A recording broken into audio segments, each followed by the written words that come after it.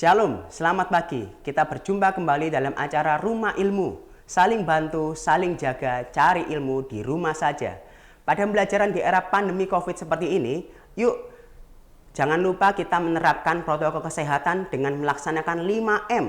Mencuci tangan, menggunakan air mengalir serta sabun minimal 20 detik, menggunakan masker untuk menjaga diri kita dan diri orang lain, menjaga jarak minimal 1 meter serta hindari kerumunan.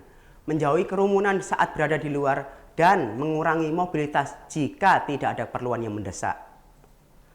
Apa kalian sudah siap di depan TV untuk menyimak materi hari ini? Meskipun kita tidak bisa bertatap muka secara langsung, Bapak harap kalian tetap menjaga kedisiplinan dan bertanggung jawab terutama pada diri sendiri berkaitan dengan tugas-tugas yang diberikan oleh Bapak Ibu Guru kalian. Tetap mengikuti materi semua mata pelajaran yang ditayangkan di TV 9 ya. Hari ini kita akan belajar mata pelajaran pendidikan agama Kristen dan budi pekerti dengan saya Pak Yusuf Budi Prasetyo dari SMP 2. Sebelum kita melangkah lebih jauh, mari kita berdoa terlebih dahulu. Mari kita berdoa.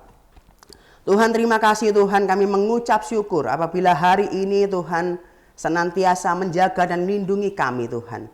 Tuhan, kiranya yang memberikan kami kekuatan, memberikan kami hikmat, kepandaian agar setiap materi yang disampaikan boleh kami terima dengan baik. Terlebih Tuhan, kami boleh mengaplikasikan materi tersebut di dalam kehidupan kami sehari-hari.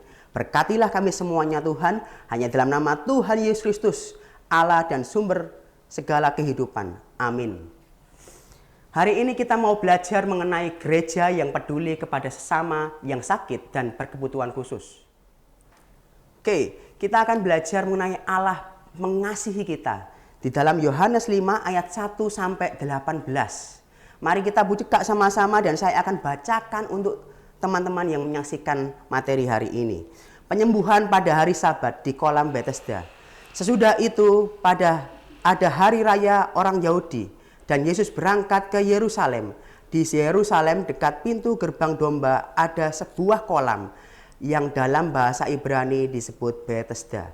Ada 5 serambinya dan serambi-serambi itu berbaring sejumlah besar orang sakit, orang-orang buta, orang-orang timpang, orang-orang lumpuh yang menantikan goncangan air kolam itu. Sebab sewaktu-waktu turun malaikat Tuhan ke kolam itu dan menggoncangkan air itu, barang siapa yang terdahulu masuk ke dalamnya sudah goncangan air itu menjadi sembuh, apapun juga penyakitnya. Di situ ada seorang yang sudah 38 tahun lamanya sakit. Ketika Yesus melihat orang itu berbaring di situ, karena ia tahu bahwa ia telah lama dalam keadaan itu, berkatalah ia kepadanya, "Maukah engkau sembuh?" Ketika Yesus melihat orang itu berbaring di situ dan karena ia tahu bahwa ia telah lama dalam keadaan itu, berkatalah ia kepadanya, "Maukah engkau sembuh?" Jawab orang sakit itu kepadanya, "Tuhan, tidak ada orang yang menurunkan aku ke dalam kolam itu. Apabila airnya mulai goncang dan sementara aku menuju kolam itu, orang lain sudah turun mendahului aku." Kata Yesus kepadanya, "Bangunlah, angkatlah tilammu dan berjalanlah." Dan pada saat itu juga sembuhlah orang itu, lalu ia mengangkat tilamnya dan berjalan. Tetapi hari itu hari Sabat. Karena itu orang-orang Yahudi berkata kepada orang yang baru sembuh itu, "Hari ini hari Sabat dan tidak boleh engkau memikul tilammu." Akan tetapi ia menjawab mereka, "Orang yang telah menyembuhkan aku, dia yang mengatakan kepadaku, angkatlah tilammu dan berjalanlah." Mereka bertanya kepadanya, "Siapakah orang itu yang berkata kepadamu, angkatlah tilammu dan berjalanlah?" Tetapi orang yang baru sembuh itu tidak tahu siapa orang itu, sebab Yesus telah menghilang ke tengah-tengah orang yang banyak di tempat itu. Kemudian Yesus bertemu dengan dia dalam bait Allah, lalu bertanya kepadanya, "Engkau telah sembuh, jangan berbuat dosa lagi, supaya padamu jangan terjadi hal yang lebih buruk." Orang itu keluar lalu menceritakan kepada orang-orang Yahudi bahwa Yesuslah yang telah menyembuhkan dia. Dan karena itu orang-orang Yahudi berusaha menganiaya Yesus karena ia melakukan hal-hal itu pada hari Sabat. Tetapi ia berkata kepada mereka, Bapakku bekerja sampai sekarang, maka aku pun bekerja juga. Sebab itu orang-orang Yahudi lebih berusaha lagi untuk membunuhnya, bukan saja karena ia meniadakan hari Sabat, tetapi juga karena ia mengatakan bahwa Allah adalah Bapaknya sendiri, dan dengan demikian menyamakan dirinya dengan Allah. Wow, begitu luar biasanya firman Tuhan yang kita baca hari ini. Di bagian ini kita belajar bahwa Yesus begitu peduli kepada orang yang sakit, begitu juga orang yang berkebutuhan khusus. Dan kita mengerti betapa Yesus menyatakan kasih-Nya kepada orang-orang tersebut. Coba kita perhatikan bagian-bagian di dalam firman ini. Saat kita membaca di ayat ketiga, ya teman-teman perhatikan ayat ketiga. Dan serambi-serambi itu berbaring sejumlah orang-orang sakit, orang-orang buta, orang-orang timpang, orang-orang lumpuh yang menantikan goncangan air itu. Wah, ini kalau kita melihat latar belakang dari kisah ini, teman-teman, bagian ini pengen mengajak kita untuk melihat konteks sejarah, di mana saat itu banyak orang berkumpul, orang sakit, orang-orang berkebutuhan khusus untuk berharap bisa disembuhkan dengan cara menceburkan dirinya ke dalam goncangan air. Ini menarik ya, meskipun dalam konteks sebenarnya ada begitu banyak hal yang mungkin kita tanyakan, benarkah itu terjadi? Benarkah ada malaikat Tuhan yang mengguncangkan air itu? Dan benarkah penyakit itu sembuh? Tapi di sisi tertentu, Yesus bukan terpacu. Perhatikan ya, Yesus bukan terpacu atau Yesus bukan tertarik pada goncangan air itu, tapi Yesus tergerak oleh belas kasihannya. Yesus tergerak oleh belas kasihannya kepada seorang yang sudah 38 tahun berada di situ dalam keadaan lumpuh. Dan sekali lagi, Yesus menunjukkan kepeduliannya kepada orang sakit dan kebutuhan khusus dengan bertanya kepada orang itu, maukah engkau sembuh? Orang itu langsung ngomong ya teman-teman ya. Langsung ngomong. Perhatikan di ayat 7. Jawab orang sakit itu, Tuhan, tidak ada yang menurunkan aku ke dalam kolam itu. Apabila airnya mulai goncang dan sementara itu aku menuju kolam itu, orang lain sudah turun mendahului aku. Coba teman-teman bayangkan perasaan dari orang yang lumpuh ini teman-teman. Dia bukan hanya tersiksa oleh penyakitnya. Dia bukan hanya tersiksa oleh segala hal yang dideritanya. Dengan jangka waktu yang begitu lama. Bahkan dia juga tersiksa betapa banyaknya orang yang tidak peduli padanya. Setiap orang terkadang seringkali mementingkan egonya. Saya pengen sembuh, tanpa memedulikan orang lain yang lebih membutuhkan pertolongan. Dan momen ini jadi momen yang menarik ya. Kenapa kok saya bilang seperti itu? Tuhan Yesus sekali lagi menunjukkan kasih dan kepeduliannya kepada orang yang sakit dan lumpuh ini. Tuhan Yesus menyembuhkan orang lumpuh ini dan Tuhan Yesus bilang, bangunlah, angkatlah tilammu dan berjalanlah. Wah, kalau teman-teman bayangkan, pada di dalam posisinya orang yang lumpuh ini sudah 38 tahun. Kalau 1-2 tahun mungkin teman-teman akan berpikir Tuhan pasti menyembuhkan saya. Pasti alam memberikan pertolongan saya. Saya yakin di dalam masa 38 tahun ada begitu banyak keputusasaan, ada begitu banyak kekecewaan yang dialami orang ini. Dan Tuhan Yesus memberikan harapan. Sekali lagi, Tuhan Yesus memberikan harapan kepada orang yang lumpuh ini dan orang lumpuh ini berjalan. Betapa bersuka citanya orang lumpuh ini sampai tidak berpikir. Nah ini ya, ini ada satu pemahaman yang menarik di dalam cerita ini ya. Pada waktu betapa bahagianya dia mengangkat tilam dan dia disembuhkan dari penyakit lumpuhnya, datanglah orang Yahudi. Orang Yahudi, orang Farisi yang mempermasalahkan bahwa hari itu hari Sabat. Tidak boleh di hari Sabat orang itu mengangkat tilamnya. Wah, ini repot ya. Seringkali pasti kita bertemu dengan orang-orang seperti ini. Orang yang lebih mementingkan aturan. Meskipun saya sadar bahwa aturan begitu penting, tapi aturan memang diciptakan itu untuk mengatur bahwa supaya manusia itu lebih tertib.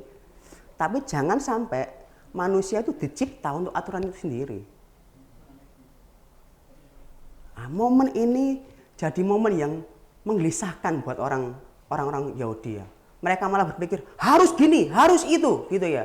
Tanpa berpikir bahwa orang ini sudah mengalami 38 tahun masa kelumpuhan dan dia tidak ada harapan, putus asa, nggak ada yang nolong. Setiap akhirnya terguncang, orang-orang berebut datang ke goncangan, tapi nggak ada yang nolong dia. Tapi Tuhan, sekali lagi ya, Tuhan menolong. Meskipun ada begitu banyak mungkin aturan dalam konteks orang Yahudi saat itu. Sekali lagi, bagian ini menunjukkan bahwa Allah begitu mengasihi kita. Allah mengasihi kita bukan hanya pada waktu kita ada dalam sukacita, senang. Allah mengasihi kita saat kita ada dalam kelemahan kita. Allah mengasihi kita saat kita ada dalam keterpurukan kita. Makanya saat kita buka di Matius 14 ayat 14, saya begitu mengucap syukur sekali teman-teman ya. Sekali lagi ya, Matius 14 ayat 14. Saya akan bacakan untuk teman-teman di sini.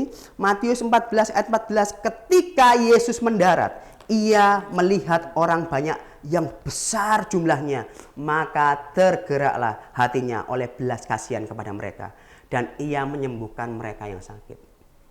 Bayangkan jika Allah yang kita sembah itu hanya berdiam diri, melihat dari atas, wis biarin aja, memang itu salahmu karena kamu sakit.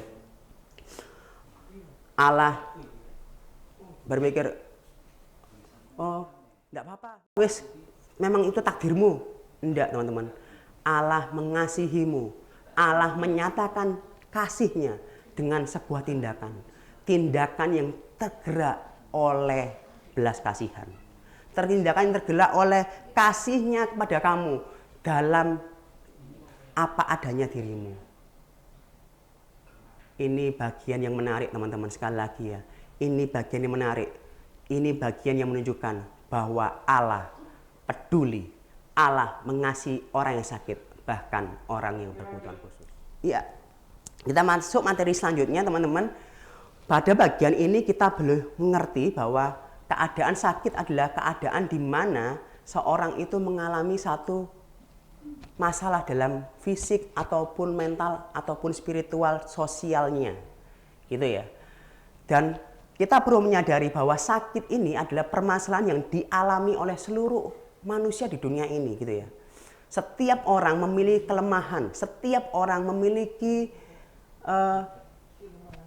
hal yang mungkin tidak dia inginkan, gitu ya, dalam konteks fisik maupun hal-hal yang lainnya. Begitu juga dalam konteks orang-orang berkebutuhan khusus. Orang-orang berkebutuhan khusus dibedakan dengan orang sakit ya teman-teman ya. Kita perlu melihat bahwa orang berkebutuhan khusus ini bukan orang sakit, orang yang memiliki kelainan atau cacat di dalam tubuhnya. Tapi sekali lagi ini tidak menular. Kebanyakan dari kita pada waktu kita melihat orang berkebutuhan khusus, kita mesti berpikir, wah orang ini tidak layak ditemani, orang ini tidak layak untuk diajak ngobrol, bahkan orang ini tidak bisa apa-apa, percuma kita ngandalkan dia, gitu ya. Bahkan gak jarang dari kita, seringkali pada waktu kita melihat orang sakit, kita lebih milih untuk menjauh. Lebih untuk menjauh karena apa? Ya karena kita berpikir, nanti saya ketularan. Makanya banyak dari orang sakit itu seringkali merasa sendiri, seringkali merasa dikucilkan. Padahal harusnya kita memiliki satu empati. Sekali lagi, kita memiliki satu empati di mana kita mau belajar untuk memperdulikan itu ya. Dan saat kita mengerti bahwa arti sehat menurut Christian Medical itu kita belajar bahwa sehat itu bukan hanya tentang fisik. Sehat itu mengenai hal yang menyeluruh dalam kehidupan kita, baik dari segi mental kita, sosial kita maupun spiritual. Oleh sebab itu, kita perlu paham kalau Allah sendiri datang ke dunia untuk mengasihi kita, bahkan menunjukkan kepeduliannya pada kita. Kita dapat belajar melalui Alkitab, Allah itu sebagai gembala. Allah memperhatikan umatnya, Allah menyediakan setiap kebutuhan. Masakan dari kita seringkali itu memilih untuk tidak bersyukur. Masakan dari kita lebih memilih untuk menjadi egois. Saya tidak mau peduli sama orang lain, padahal Allah kita adalah Allah yang peduli. Setiap kita perlu sadar ya, sekali lagi, setiap kita perlu sadar bahwa semua orang itu membutuhkan pertolongan. Ada satu lagu yang dinyanyikan oleh grup band The Course, ngomong, everybody hurts. Setiap orang itu ada dalam kesakitan, setiap orang ada dalam permasalahan hidup. Masalahnya, maukah kita mendengar? Maukah kita respon? Maukah kita memperdulikan orang lain? Dan dari semuanya itu, saya ingin mengajak teman-teman di sini untuk sekali lagi merespon dengan tepat. Merespon dengan tepat, bukan malah menjadi diri sendiri, bukan malah mementingkan diri sendiri. Seringkali pada waktu kita melihat kelemahan orang lain, kita lebih cenderung untuk mengungkapkan omongan kita yang bersifat negatif kepadanya. Tanpa kita sadar, kita itu melukai hatinya gitu ya. Makanya nggak jarang kalau ada satu statement di dalam film Joker ngomong orang baik adalah orang jahat adalah orang baik yang tersakiti. Apakah teman-teman percaya hal itu? Orang jahat adalah orang baik yang tersakiti. Itu muncul karena setiap dari kita seringkali melontarkan hal-hal yang buruk kepada mereka tanpa kita benar-benar tahu bahwa itu menyakiti hati mereka. Sekali lagi, ayo kita peduli. Kita mengasihi orang lain bukan karena orang lain itu baik pada kita. Kita mengasihi orang lain karena Allah sudah mengasihi kita terlebih dahulu. Oleh sebab itu kita harus mengasihi orang lain. Bahkan orang sakit maupun orang yang berkebutuhan khusus. Ya, hari ini kita juga akan belajar melalui seorang yang inspiratif buat kita ya. Orang ini adalah seorang dokter. Dia bernama Patch Adams. Ayo sebelum kita belajar mengenai respon kita kepada sesama, yuk kita belajar tentang Patch Adams. Hi. Hi, What's your name? Cameron. Hi, Cameron. I'm Patch.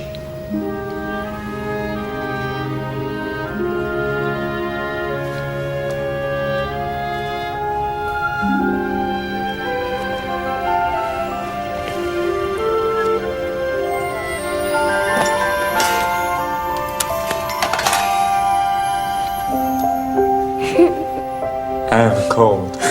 Just a bit of a cold. Is my nose red? Oh, it is. It's red.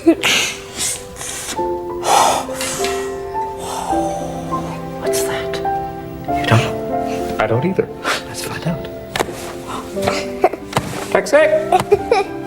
Try on you.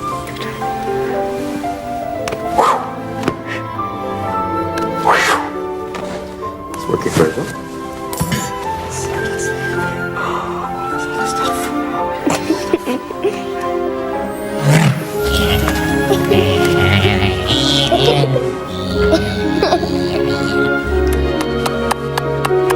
Bee kisses.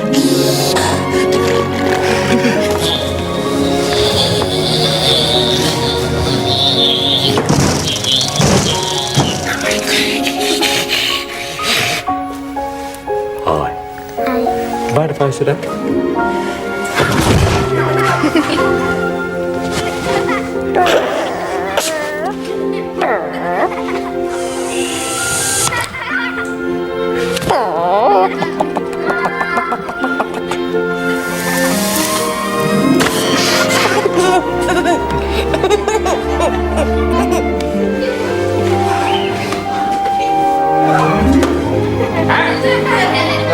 Hello, my friend. Hello.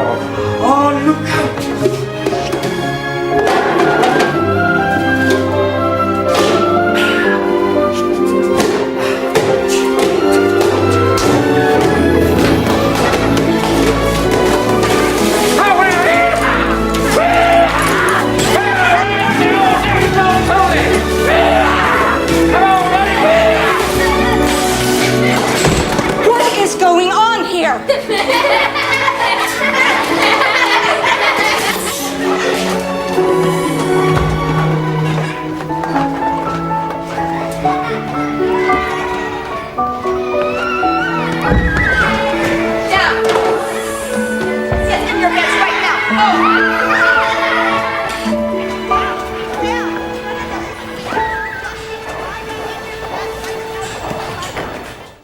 Bagaimana video yang kalian saksikan? Menarik bukan? Apa yang teman-teman perhatikan dari video yang 2 menit tadi? Teman-teman akan melihat sosok seorang dokter yang memiliki gaya yang begitu aneh dibanding dokter-dokter pada umumnya. Mana ada dokter di rumah sakit pakai pakaian badut untuk menghibur orang yang sakit. Bisa-bisa dokter itu malah diusir keluar. Tapi tahukah teman-teman, dokter ini malah menyelamatkan begitu banyak orang. Dokter ini malah mendirikan sebuah rumah sakit yang membuat orang itu mendapat perawatan gratis. Dan dia punya moto yang menarik teman-teman. Tugas seorang dokter adalah meningkatkan kualitas hidup, bukan hanya menunda kematian. Ini mengubah mindset begitu banyak dokter. Dan dia benar-benar punya satu gairah. Pada waktu saya melihat film ini, saya begitu berpikir, oh ada ya orang kayak gini ya. Orang yang begitu memperhatikan kebutuhan dari pasiennya. Bahkan berusaha untuk mewujudkan keinginan terakhir dari pasiennya. Teman-teman akan melihat ada seorang nenek tua yang kena penyakit begitu parah gitu ya. Dan tahukah teman-teman, nenek tua itu keinginan terakhirnya apa? Keinginan terakhirnya itu adalah dia ingin mandi di kolam yang penuh dengan mie. Dan Pas Adam bersama teman-temannya memasak mie 1 kolam penuh untuk hanya buat nenek ini. Agar kolam renang ini jadi kolam renang. Dan orang nenek ini akhirnya mau dioperasi. Wah, saya nggak habis pikir ya. Ada seorang yang mau benar mati-matian mengenali pasiennya, bahkan merawat pasiennya. Dan motonya begitu menarik ya. Tugas seorang dokter adalah meningkatkan kualitas hidup, bukan hanya sekedar menunda kematian. Ini amazing ya teman-teman ya. Dan pada waktu kita belajar seperti ini, saya berpikir harusnya saat kita berhadapan dengan orang-orang yang sakit, bahkan orang-orang yang berkebutuhan khusus, kita perlu belajar. Untuk apa? Untuk memperhatikan mereka, untuk mendengar setiap apa yang mereka ceritakan, untuk mengerti, berempati gitu ya. Bahkan untuk kita juga boleh diberikan kesempatan untuk apa? Untuk menguatkan mereka akan setiap apa yang mereka derita gitu ya. Melalui apa? Melalui firman Tuhan yang kita berikan. Harusnya responnya seperti itu. Dan di tentu saat kita juga melihat teman-teman kita yang punya kebutuhan khusus, apapun, kita perlu untuk apa? Untuk memberikan respon positif. Jangan sedikit-sedikit langsung ngejek, jangan sedikit langsung bully. Harusnya kita malah benar-benar mau merespon positif, mendukung mereka, mengapresiasi mereka saat mereka mau melakukan hal yang terbaik. Karena memang kenyataannya mereka benar-benar berbeda dari kita. Bersyukurlah kalau kamu itu memiliki hal yang lengkap pada tubuhmu. Mereka tidak punya mungkin. Tuli, bisu. Sediakan waktu untuk mengerti keinginan mereka. Bukan hanya ngatur-ngatur, ayo kamu harus ini, kamu harus ini. Tidak, kita perlu belajar. Bahkan kita perlu berdoa bagi mereka. Kita perlu mengasihi mereka terus-menerus. Bahkan mengenalkan Yesus pada mereka. Menguatkan mereka bahwa Yesuslah yang memilih kamu. Sampai di sini pembahasan mengenai gereja yang peduli pada orang yang sakit dan berkebutuhan khusus.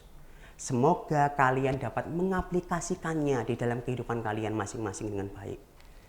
Sebelum Bapak akhiri, Bapak ingatkan untuk selalu menjaga kesehatan dan pola hidup sehat di era pandemi ini. Ayo, mari kita satu dalam doa. Tuhan, terima kasih Tuhan. Kami mengucap syukur. Hari ini kami boleh dicelikkan mata kami bahwa Allah yang kami sembah juga peduli kepada orang yang sakit, juga peduli pada orang yang berkebutuhan khusus. Tuhan, ajar kami Tuhan untuk mengikuti teladan Tuhan. Ajar kami Tuhan untuk mengikuti apa yang Tuhan inginkan kami kerjakan Tuhan. Kami ingin belajar untuk mengasihi teman-teman kami yang sakit.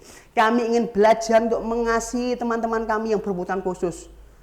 Ajar kami Tuhan untuk berbelas kasihan. Ajar kami Tuhan untuk berempati pada mereka Tuhan. Kiranya hari ini kami boleh berkomitmen untuk berubah, untuk mengasihi, bukan mengejek, untuk memberikan kekuatan, penghiburan. Mohon ya Tuhan, berikan kami kekuatan. Biarlah Tuhan sendiri yang boleh berkati setiap kami. Hanya dalam nama Tuhan Yesus Kristus, Allah dan sumber kehidupan bagi kami. Amin. Terima kasih.